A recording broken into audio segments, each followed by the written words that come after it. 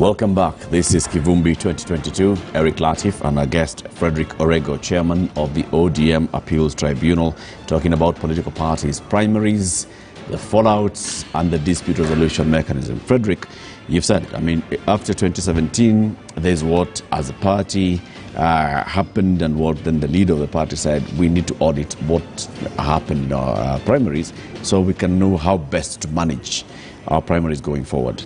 Among the allegations, of course, was lack of trust. And lack of trust went further to say that there were allegations of bribery from the party officials, especially those in the National Elections Board and other party officials. Now, has that been addressed? Are you hearing those kind of appeals coming to you now? I thank you very much again, Eric. From the National Elections Board point of view, I have not seen any such a claim from the Appeals Tribunal. The little that we've seen is where the aspirants or the agents are making allegations that I saw candidate A's agent bribing a particular voter. But at the systemic level, no.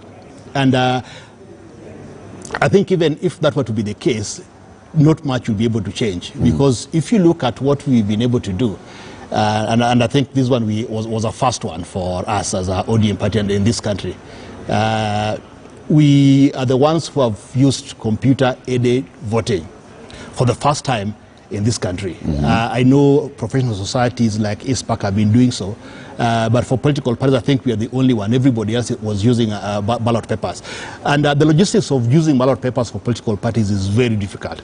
You have to print, you have to run around. And so when we adopted the computer-aided voting, one of the things that we were removing was the human influence on the process. Because this is a thing that you come vote on the tab. When the voting is complete, it does internal tallying and then transmits to the tallying center and the lots. So we have removed all those other aspects. So human interference has been minimized. It's been minimized extensively. And yet, Frederick, everybody has seen this clip on social media where some voters are complaining that voting started late because somebody had to come with a password. I saw the clip. I don't know from which polling station it was coming from, but you will see. If you look at a place like Homa Bay County, for instance, Homa Bay County has got 1,062 polling stations. We've been able to reduce them by about half, so that maybe one polling station, two polling stations are put in one place. What then that means is that we are having about 500 polling station in Homa Bay County. CIA has got about 890, and I think now for the whole county it comes to about 400.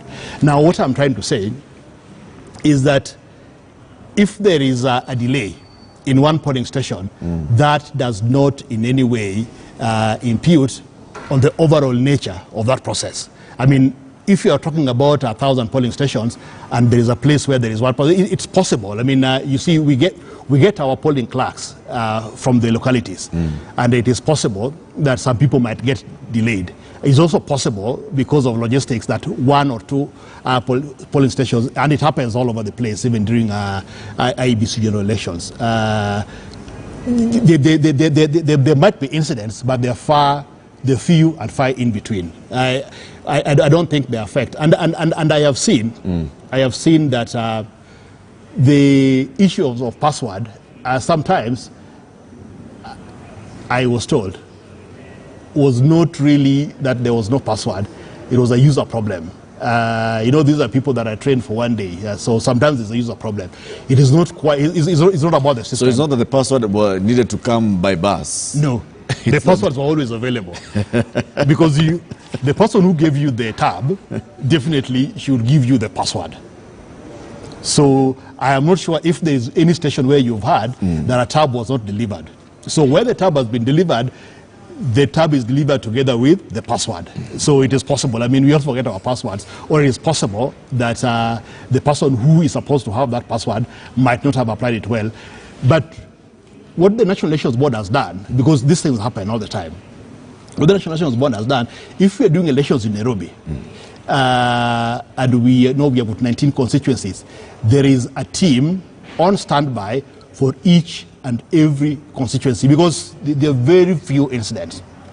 And these people are able to fix. We know the gadgets always comes with problems with battery, network, password, but there is a team on the side that is able to deal with that within a time of 20, 30 minutes.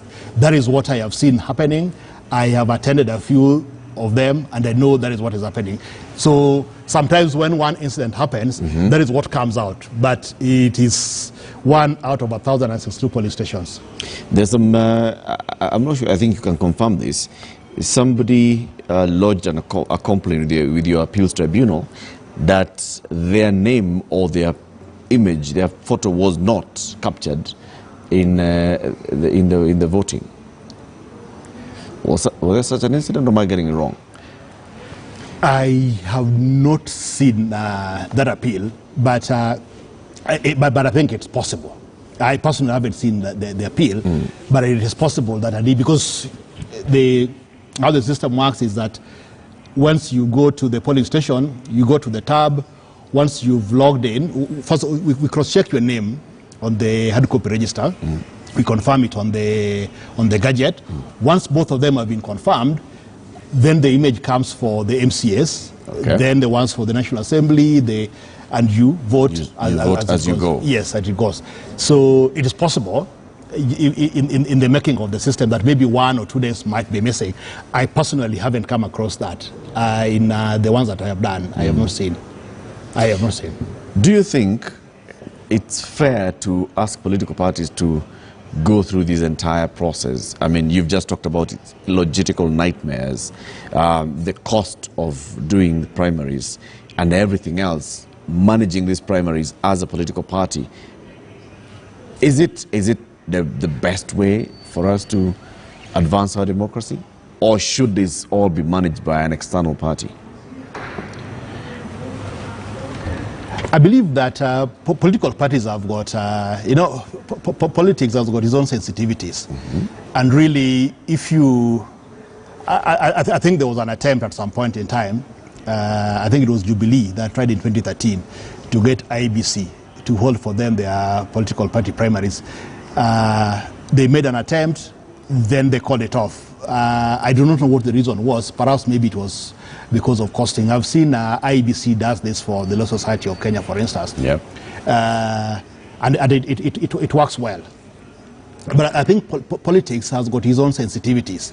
And politics having its own sensitivities, it will be good to let political parties determine the best way for them. And that goes to the core of the question. And really what informed our ODM party to come up with the 4 methods. Now let us try.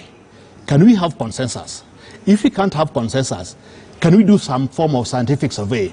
And if you're not able to do all this, can we now then go for the polling? So that the delegates, or now we go for the computer-aided or the secret balloting. So that, and you'll see that right now, like most of the counties, you'll find that there are certain decisions that had been made in terms of like the position of governor or the position of senator or other members of National Assembly, so that you have got very limited, because you'll find that like for the members of county assembly, even if you do polling, usually you'll find that all of them are almost within range, the margin of error. So you've got 5 candidates, one has got 19, one has got 18, one has got 17. The best thing that you can give them is to let them have a contest and determine among them who is the best. But coming directly to your question, whether this really is what political parties need to do, I believe that is a decision that can be made on a case-to-case basis. The political parties can determine, based on the politics of it, what they really believe suit the circumstances. And you will see that this year, the Jubilee Party, for instance, I think opted by and large to go for consensus. Our competitors from the UDA, a number of areas, they did political consensus. And ODM, of course, there are a number of areas that we've done consensus and direct ticketing. But there are other areas which we believe that for fairness to prevail, so that the candidates can be able to come out, we really have to go the long way and have an electoral process like what we are doing in Kisumu tomorrow. In this country, political parties are associated with certain personalities. Basically, these are the people who are said to be the owners of the parties. So even this talk that we're talking about here, consensus, in many quarters, it has just been called coercion. It's consensus by coercion. You're told, listen, boss, the ticket is going to so-and-so, so you better shape up or ship out. And we have seen in various cases, even in ODM, where people have basically decided, I shipped out because I was coerced to support somebody else. Eric, at my level, I don't sit in consensus meetings. So I don't want to lie that I know what goes on in between in consensus meetings. But I believe that consensus, the intention really is to preserve the fabric of the party. To preserve the fabric of the party. Fabric of the party? Yes, where people sit down. At all costs? Not at all costs. And you will see that there are places where consensus have been done and people sometimes have decided to go and run either as independent candidates or have joined other political parties. I will not give examples because they're well known. Yep. Those are the ones I'm referring to. Yes, the ones that you are referring to. And it is because the intention of consensus building for political parties, and I think for ODM as well, is to ensure that we don't have very acrimonious elections. You've seen that, for instance, where political parties have held party primaries. Some people have gone, they've become independent candidates, where you find that now one of your competitors has got 20,000, your candidate has got 18,000, the person who ran out of your party got 17,000. It means that if you had maintained this harmony, you would certainly have performed much better. You would have maintained the party harmony, and you would have preserved the party's position in that electoral, in that particular electoral area. So there are many considerations, but I don't want to speak for the big boys that you say sit on consensus. I don't sit there. I want to spin this around and ask, you know, one of the things that we have talked about even in the throughout this show is the issue of trust. Trust in the political processes, trust in institutions, even within the political party, whether it is the National Elections Board of the party or the appeals tribunal such as yourselves. Trust.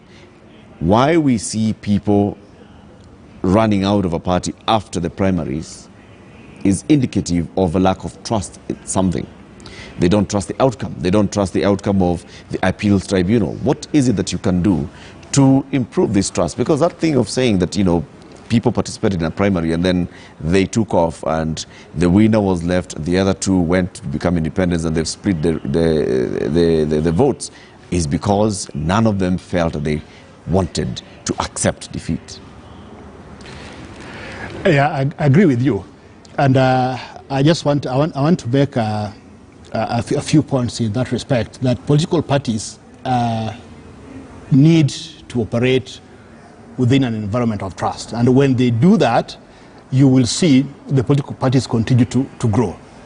And as I said at some point in time, that what political parties need to do, and I think this one we need to give some credit to some of the reforms that we've seen in electoral laws. One of the examples that we've seen, and usually places like Homa Bay and Siaya are very contested. Why? Because there is no clear way of conducting those party primaries. Now, in the Political Parties Amendment Act of 2021, the one that was passed over Christmas and then passed by Senate in January, one of the critical things that it did was that it said that all political parties that intend to hold party primaries must share their list of members with the register of political parties. And you cannot use any other list to do that voting.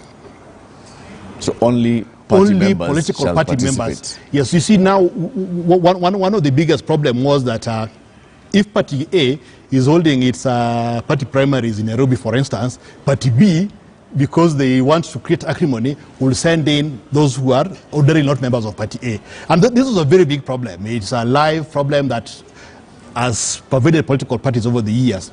Now that has been taken care of. You will see that if you are going to an ODM, you must be an ODM member. If you're going to a UDA, you must be a UDA member. And the registrar has published those. The register is public information. If you want to see how many voters there are in this particular ward, you can be shown the register. I think they're online. That is available. So that is number one, that we have seen political parties can only be able to vote using their own political party registers. Number two, I think political parties have been given a leeway. I think one of the biggest problems for political parties to conduct party primaries is that you are told that ODM must be able to conduct their party primaries within 1 day. Like right now, on 22nd, so that everybody will be holding political primaries on the 22nd. Then Jubilee is holding theirs on the same day. UDA is holding. What you have is a mess across the country. But now what the IEBC has done is that they have given an end date. You can start early, but you can end. You must end by this date. So you got about 10 days. And 10 days you can be able to, I mean, if you're doing 1 or 2 counties, it's manageable. So I think that is a very good reform that we've also been able to see. And well, that request came from us as ODM party. Number 3, in terms of dispute resolution, and I think this is one of the things that came out, and speaking for my team, the tribunal. The last time we only had 5 members, and we had got almost about 350 claims that we were supposed to do within a span of 5 days. And it's not a very easy task, especially dealing with politicians, and the timelines are very strict. You have to give your returns because NEB, the Elections Board, has to give their returns to IEBC within a particular time, like right now on the 28th. By 6th of May, they have to do so. Now, what we have done as ODM, number 1, we have devolved the sittings of the appeals tribunal, so that we will sit, once the elections have been held in Kisii and Nyamira, we will sit there. Once the elections have been held in Siaya, we will sit in Siaya. But we've now been able to combine, because Siaya and Homa Bay were held on the same day. We want to listen to them in a central place in Kisumu, so that people can be able to bring their appeals. We'll be able to listen to them. If you listen to, and just on the same point, we have a wide panel. We have got, our panel has got 32 members. Okay. So we are able to do, each panel is supposed to consist of at least 3 members. We are able to do even up to 10 panels if need be. Like in Kisumu tomorrow, we'll have 4 panels. Okay. So that we don't get bogged down. One team will be listening to about 6-7 cases, another one 6-7. It's something that you can be able to do in 1 day. So we believe that when you give people a fair hearing, they'll be able to see the opportunity, they'll be able to ventilate. And where somebody has been able to make a case that convinces the tribunal, will be able to make the proper decision and advise the National Elections Board of how to do. Are they able to go back to an electoral process? Do you confirm the certificate that was issued? Or how are we able to deal with this matter? And people need an opportunity. You see, like, if you are overwhelmed as a board, as a tribunal, you yourself then you're denying them the opportunity to ventilate and be heard. So those are some of the things. And we believe that I have seen what has transpired from Kisii and Nyamira. We done our party primaries, we did our tribunal sittings. I do not know what has transpired, but I have not seen any of them running away from the party. So I believe that they are satisfied with the processes that we've put in place so far. Let's see what happens in Kisumu tomorrow. So you have confidence that going forward, we are actually going to reduce the incidences of people participating in primaries and then walking away and vying as independents? Yes, I think we are going to see quite... You see, one of the reasons why people go and run as independents is because they really do not know what became of them. Sometimes you find that an election was held, you don't know the results, you go to the tribunal, before you know it, the time has lapsed, and so you say, now I have to. But right now, if you use our system, for instance, you can be able to see your results. All the results are declared in the tallying center on a TV like this one of yours, Eric. You see these are all the wards, this is what so-and-so has scored, and this is what we have remaining. So you're able to see the results. If you feel that you're aggrieved, you come before us, we'll give you a fair hearing. And I believe both those processes are able to create trust in the party and in the process.